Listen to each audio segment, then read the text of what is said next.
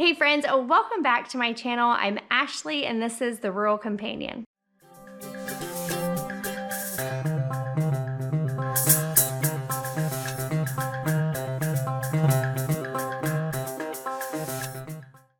In today's video, I'm going to share with you my 5 tips for doing your very own sugar detox at your house. And I'm also going to share with you some of the reasons why I do a sugar detox at least once a year. Before I get started on sharing with you my 5 tips, I just want to give you a really quick rundown. The program that I have just recently followed is the 21-day sugar detox. I do have a video where I share some of the recipes that I've made, and I will link that right up here so that you can check that out and give it a try if you'd like. I also have done the GAPS diet protocol in the past. Now that has been probably maybe a year and a half since I've last done that, but I'll link that one up here too, in case you are curious about that diet and why I did it. I'll leave that video right up here. These are my 5 tips, starting with number 1, be prepared. It reminds me of Lion King, that's what it is, when they're all, I think it was the hyenas, they're saying, be prepared for the death of the king. Anyway, that's what I think of when I say be prepared. But be prepared mentally. Make sure that you are mentally in the place that you know exactly why you're doing the sugar detox. Get ready in your brain. I can do this. I know that this is good for me. The benefits outweigh the difficulties in the first couple days. Be prepared physically. So know exactly where your body is. Are you ready to take these extreme steps to cut out sugar and gluten from your diet? Also, be prepared in the kitchen. So this means you most likely want to eliminate all of the sugars in your house or the foods that you can't eat. So there is lists in the 21-day sugar detox books. I do recommend getting at least one of those books to follow the recipes. So have the books, have the foods in your kitchen, your refrigerator that you can eat, because if you open the refrigerator and you have a whole bunch of foods that you can't eat, it is discouraging. Now, the first few times that I did the 21-day sugar detox, I have done it with my husband, I've done it with my children, and each of those times we would just buy the foods that we could eat that were sugar detox friendly. I have had times where the kids don't join us on the sugar detox, and during those times, it is a little bit trickier to make sure that they have the foods that they enjoy, which they don't eat a ton of sugary foods on a regular basis, but they do have some foods that they really enjoy, and have those in the pantry, and I'm not eating that. It can be tricky.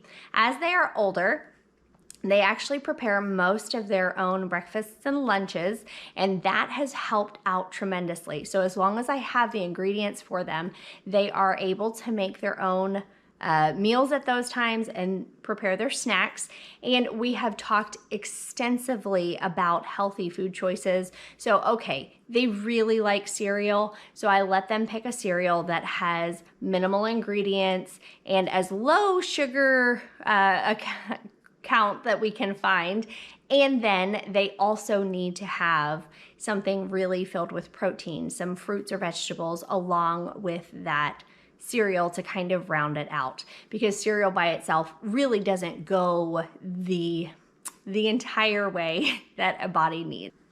Okay, so my next tip is to enlist a buddy. Now, I've told you in the past I have done the sugar detox with my husband. I've also included the children periodically. They don't really like to do the sugar detox. So this time, because they are teenagers, I did give them the option, and they, of course, turned me down, which is okay. I decided to do this one by myself, mainly because my husband was traveling, and so he couldn't join me on the sugar detox, but it is so much easier if you do have a buddy, someone that you can share your struggles with, discuss symptoms, tell them they're doing a great job. They can encourage you when you're feeling down.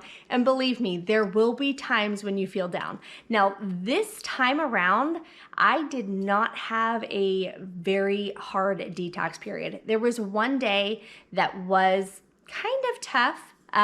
but I believe it was more hormonal cycle related than actually detox related. But in the past, I have had very difficult detox days. And so it was always very helpful to have my husband that I could like bounce frustrations off of. Even because we've done so many sugar detoxes, we actually know when each of us will go through the detox period. So for him, it's roughly days 4 through 6.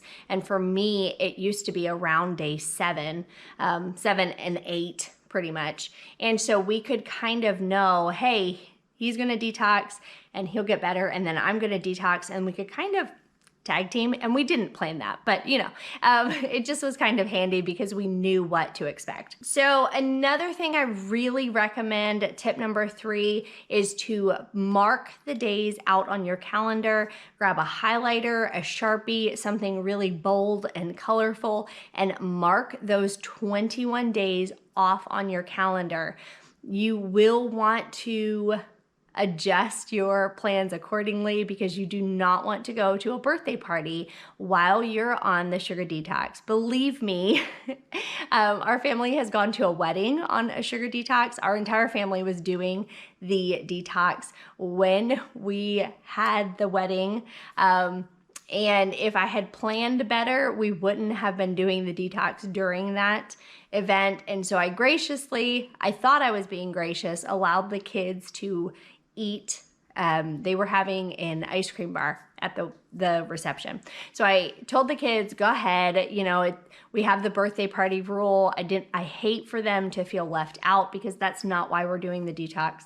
And so I said, go ahead and eat a bowl of ice cream. You'll probably want to get a small portion because you haven't had sugar. And I think we were almost done at that point.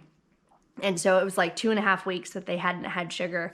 And I said, get a small portion. Well, one of my kiddos got very sick in the stomach because of not having sugar and then having a bowl full of ice cream with toppings. I think there was a toppings bar and syrups and ice creams and sprinkles and whipped cream and all the toppings that you could imagine, and it just was too much for them. So plan as best you can.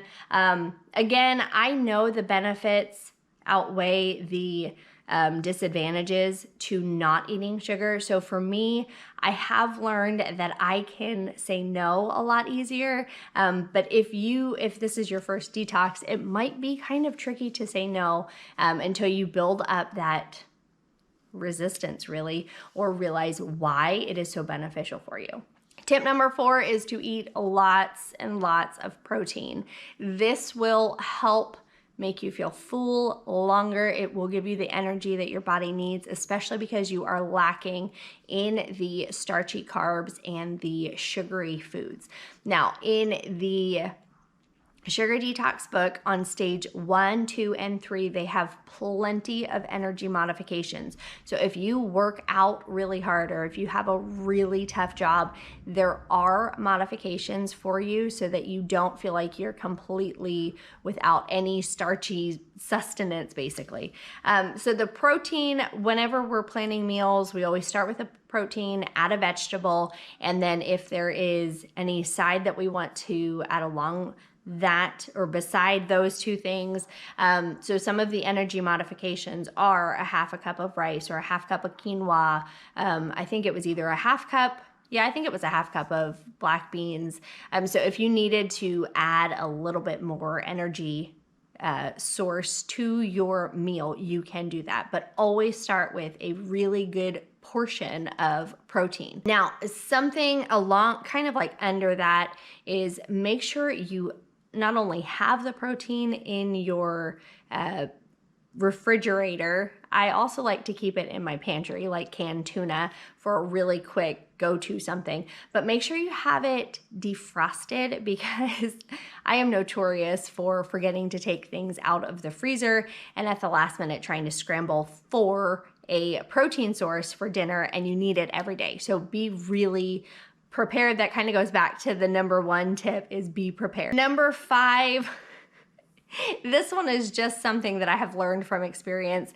In the books, there are some recipes for not sweet treats, and I'm just gonna say this, skip them. They're awful. They're not sweet. Each time I do the sugar detox, I make the little they're cocoa powder and coconut oil and coconut butter and almond butter. Like, they're like a fake Reese's, like a not sweet Reese's alternative. Now, first of all, I don't like Reese's because I don't eat peanut butter. So I know I'm not comparing it to the original. However, even still, they are not sweet, and they are obvious that they're not sweet. I gave one to my husband the other day, and he eats very healthy, but he's not doing the sugar detox along with me. And he said that it was very awful. It was just not palatable. And his face very much gave away exactly how not sweet it was. So whether you're on the sugar detox or not on the sugar detox, I would say skip the not sweet treats. The not sweet hot chocolate is also just not sweet, and it's just not right. Some of the things that use like citrus, so the lemon meltaways, those were better because citrus does kind of have a sweet aspect to it, where the cocoa powder it's there. So those are my 5 tips. Now let's talk about why I do, or why you should do, the sugar detox. Now, for me personally, it has been such a game changer in my mood. There are no ups and downs in my mood, and I have a lot of ups and downs. I have struggled with anxiety as well as other things, just, within my monthly cycle. And when I cut out sugar 100%, completely no sugar, I feel so level. There is no peak and there is no drop in my mood, and it is just a fantastic feeling. I sleep so good during the sugar detox, and it is amazing. No other time throughout the year do I sleep as good as when I am on a sugar detox. Some other reasons why the sugar detox is very beneficial is that it gives your body a break, gives your digestion a break actually, from having to digest all of the sugars and the processed starches, as well as like your pastas and your breads and all of that. Your body can just take 3 weeks to process just protein and vegetables and your nuts and your seeds, and it is much easier on your digestion. A couple other reasons is it does reduce inflammation. So sugar is an inflammatory, and when you are not eating sugar, you're not going to have the response, the body reaction to that. So that means that your aches and pains, they just don't hurt as much. And I'm pointing right here because I do have an old shoulder injury, as well as I had surgery on my shoulder, and I typically always have a dull ache. And well, okay, I take that back. I used to have a dull ache, and since I have drastically cut most of my sugar out, and right now no sugar, the pain is almost non-existent. It is fantastic with how much the sugar does cause inflammation and just the unwell feelings in your body. A couple other health benefits is reducing sugar or eliminating sugar helps with your skin, it helps with your hair, it helps with, we've already talked about your digestion, so all the things inside. It definitely helps with your teeth, so you cannot get cavities if you're not eating sugar. And there are so many reasons why doing the sugar detox is so beneficial to your body. Now, I do want to say, my kids remind me of this often. When they were little, we had friends that did not eat sugar, period. They just never ate sugar. They didn't give it to their children. And my kids will remind me that one day we left their house and we were eating a standard American diet regularly. We were not doing any of our detoxes at that point. And I did actually tell my husband that I thought that it was very odd for people not to eat sugar. And I thought that it was not healthy for people to eat sugar. So I just want to say that you can change your diet if you have the determination to do so, and it will give you some great benefits if you are willing to put the effort in, because it's hard, especially that first sugar detox, the second one, when you're just trying to figure this out. Hey, is this for me? Is this good for me? Is this healthy for me? Yes, it really is. And it is so good for you and your family to eliminate the sugar. And maybe you don't get rid of the sugar 100%, but maybe you just cut out a few things.